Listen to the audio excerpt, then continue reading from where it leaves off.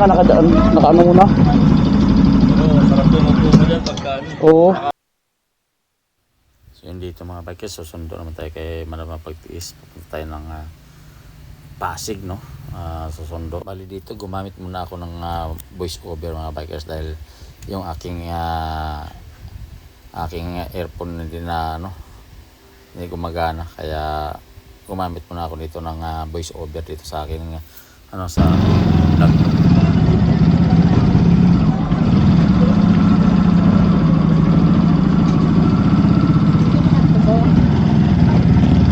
Babiyahe. Babiyahe.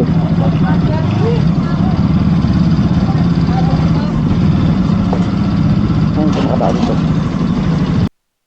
So dito mga bikers, nag-upis ako dito sa may 19th Avenue. Tapos kakanan tayo dito sa may bandang bago mag-C5 mga bikers. Papuntang Puligid. So nakuha na aking Insta 360 para matulungan. Mayroon tayong sikat taring camera sa ating kaliwa na tayo dito mga bikers.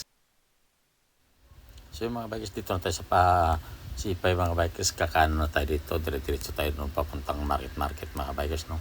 Ganitong buhay ng C5 mga bikers, napaka-traffic na ngayon.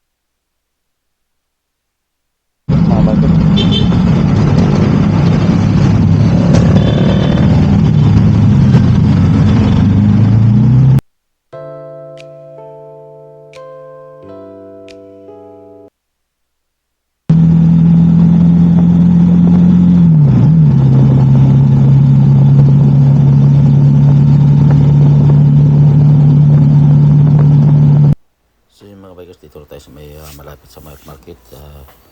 Tuloy-tuloy tayo ating biyahe papuntang Pasig mga bikers.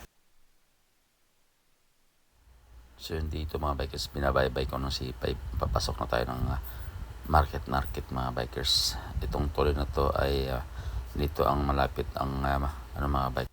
Tinatawag nilang tunnel, BGC tunnel mga bikers, bago mag tuloy na yon. So dito kanan na tayo ng market mga bikers. So yun, kakanan tayo dito sa unahan sa bus, mga truck mga bikers. So, ito may nahuli pa nga dito na ban, mayroon enforcer ng Taguig, samantala si tatang nilaglag yung karton. Diba? Itong buhay ko mga bikers, hatid sundo kay Malamang Pagtiis pag nandito ako sa bakasyon. Itong nagawa ko pagka dito kami sa Manila, pagka pumapasok sa hatid sundo ko siya papunta sa kanyang trabaho sa Pasig mga bikers. So dito tayo entrance ng BGC market mga bikers. Ito yung entrance nila. So bandang right side, pwede kayo mag-parking dito, magbabayad lang kayo, samantala dumaan pa sila ni Lola. Pagbigyan muna natin bago tayo diretso para walang aberya sa kalsada. Kailangan magbigay daan kayo para walang aberya, para smooth yung biyahe mga bikers, diba? So dito kakaliwa na tayo dito banda mga bikers, sa may waiting shed na to. Ang daming mga tumatambay dito pag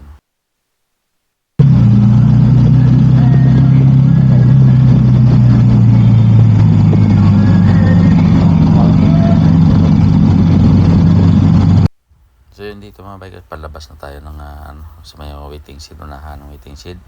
Ito yung STI mga bikers sa babandang right side, stop right. Yan yung papuntang kaliwa mga bikers ay papuntang Makati. Ito naman kanan tayo ay papunta tayo ng Pasig.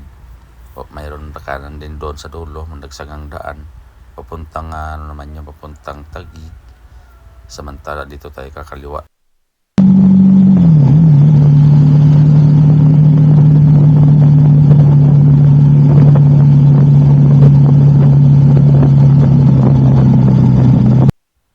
Mga bikers, dito pababa na tayo ng C5 mga bikers, no. Itong tulay nito, itong sinasabi ko sa inyo, mayroon ditong yung tunnel ng BGC, lihim ng Taguig. Tingnan nyo dito yung malalim na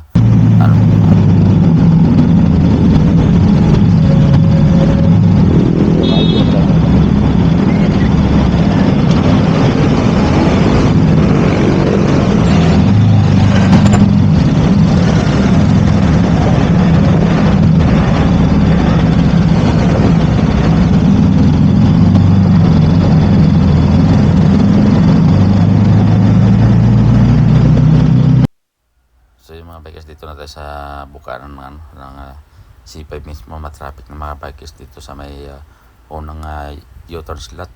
Ito, matraffic dito lang tayo sa may gilid-gilid para medyo makalusot tayo. Kasi mahirap makipagsiksikan sa loob mga bikers. Kailangan dito lang sa gilid-gilid lang para pag may slot tulad nito, muntik na ipitong sa unahan ko. Oh shit! Itong left side, yan, traffic. Papuntang mga bikers, papuntang Taguig. Sobrang traffic din. Kabilaan, pagdating sa Sibay, traffic.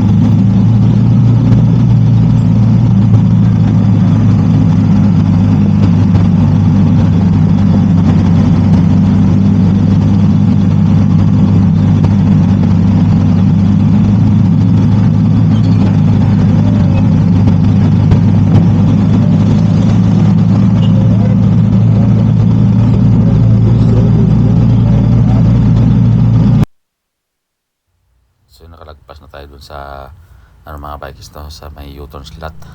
So dito na tayo sa may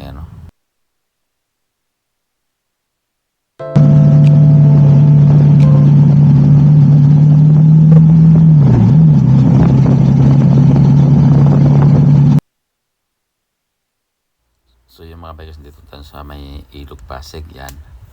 Kita nyo, napakaganda ng dito sa kalsada ng Ilog Pasig, oh. Hindi gano'ng matraffic itong araw na to ang biyahe natin mga bikers papuntang Pasig sa may Ridley.